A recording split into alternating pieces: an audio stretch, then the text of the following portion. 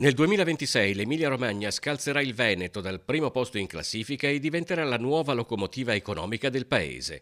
È la previsione dell'ufficio studi della CGA di Mestre. Alla tenuta del settore meccanico, delle auto di lusso e delle biotecnologie, l'Emilia-Romagna aggiunge un mercato del lavoro solido, investimenti pubblici mirati e strategie per l'innovazione e le esportazioni che hanno creato uno sviluppo che potrebbe consolidarsi anche negli anni a venire.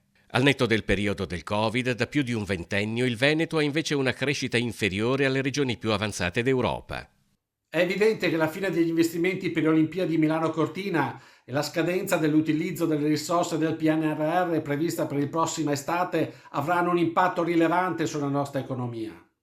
Ma al di là di queste particolari circostanze, il Veneto, come del resto tutto il paese, continua a manifestare difficoltà nel consolidare una crescita strutturale, prospettando così un ulteriore anno di stagnazione economica che auspichiamo possa essere l'ultimo. Nel 2026 una lieve ripresa delle esportazioni e la stabilità dei consumi delle famiglie e della pubblica amministrazione permetteranno al PIL del Veneto di crescere dello 0,64% rispetto all'anno scorso, un risultato che lo fa scivolare al decimo posto tra le regioni italiane.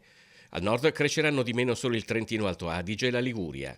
Dopo il più 0,86% sul 2025 dell'Emilia-Romagna, arrivano il Lazio, il Piemonte, la Lombardia e il Friuli Venezia Giulia. Il problema non è tanto la ciclicità congiunturale, quanto l'assenza di fattori endogeni capaci di sostenere nel tempo l'espansione del PIL regionale.